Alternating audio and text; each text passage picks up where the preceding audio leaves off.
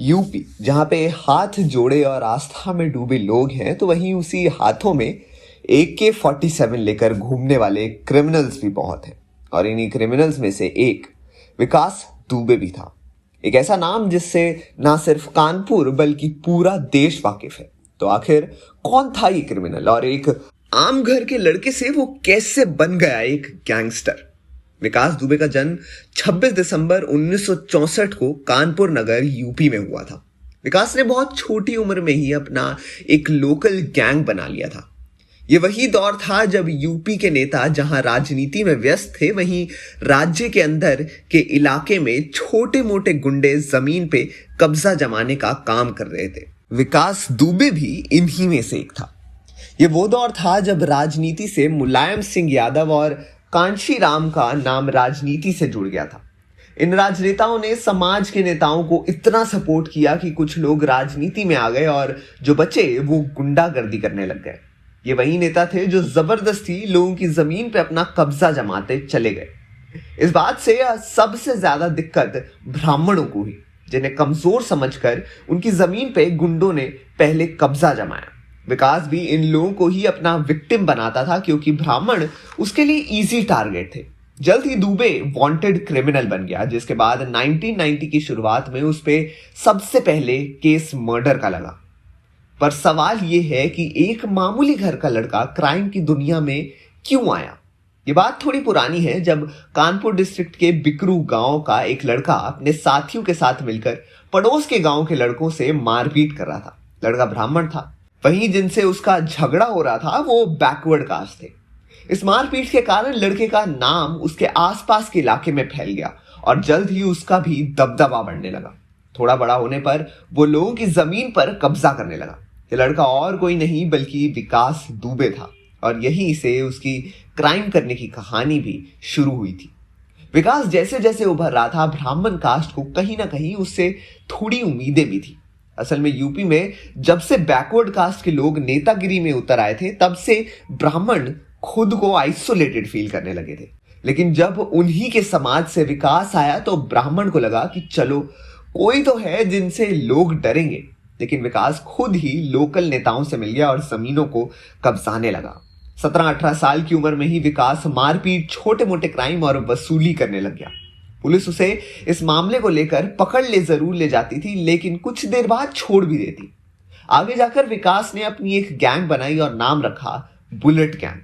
नाम के पीछे का कारण क्या था ये तो विकास दुबे ही जानता है। जानकारों के मुताबिक विकास ने सबसे पहला क्राइम एक बारात को लूट कर किया था। असल में उसने अपने 4 से 5 साथियों के साथ मिलकर अंधेरे में जंगल की झाड़ियों में जलती सिगरेट्स रख दी, ताकि लोगों को ऐसा लगे कि उसके और भी साथी हैं जो झाड़ियों में छुपे हुए हैं। और ऐसा कर विकास और उसके साथियों ने पूरी बारात को लूट लिया।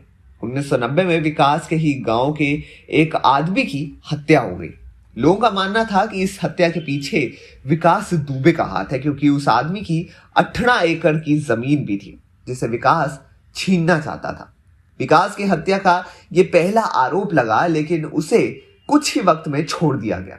यहां से विकास की पहचान बीजेपी के नेता हरिकिशन श्रीवास्तव से हुई, जिन्होंने 1990s में बीएसपी यानी बहुजन समाज पार्टी ज्वाइन कर लिया। विकास ने 1995 के दौरान बीजेपी को ज्वाइन कर लिया और पावर के बल पे उसने डिस्ट्रिक्ट लेवल पे इलेक्शन में जीत हासिल की।